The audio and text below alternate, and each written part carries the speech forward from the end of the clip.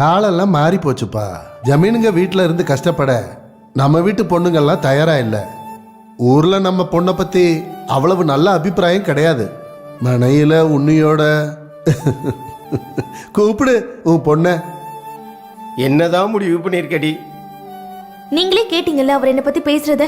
எனக்கு இந்த கல்யாணம் வேண்டாம். எனக்கு எந்த பையனையும் பார்க்க வேண்டாம். ஓங்கி அடிச்சா எந்த காரணம் சொல்ல வேண்டாம். ஒழுங்கா காஃபி எடுத்துக்கிட்டு வந்திருக்கிற எல்லாருக்கும் கொடு. ஊரு ஊரா உனக்கு மாப்பிள்ளை தேடியே என் கால் அழுத்து போச்சு. எப்படியாவது உனக்கு கல்யாணம் பண்ணி பார்க்கணுன்ட்டு.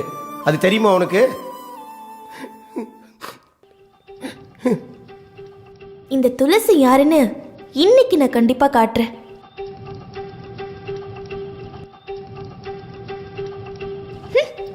என்னை பத்தி பொய்யா சொல்ற? இரு வச்சுக்கிறேன்.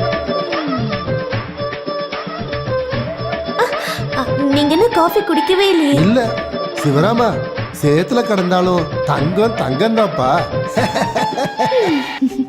இது ஒரு பொண்ணை பத்தி தப்பா பேசுற. இனிமே இந்த ஊர்ல உன்னை பார்த்தேன் உன்னை அப்படியே எரிச்சிருவேன். ஓடிடு. வாடா.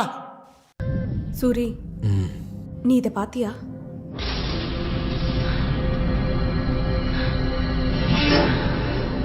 வேண்டாம், எனக்கு அவளை பார்க்க வேண்டாம்.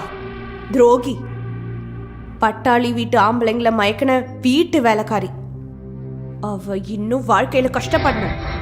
அவளும் அவளோட படிப்பும். அந்த வனதேவதைக்காக தானே என் பையன் விழுந்தது. உன்னிகிருஷ்ணன் உங்ககிட்ட சண்டை போட்டது. அப்போ தண்டனையோட ஒரு பங்கு துளசிக்கும் சொந்தம்தான்.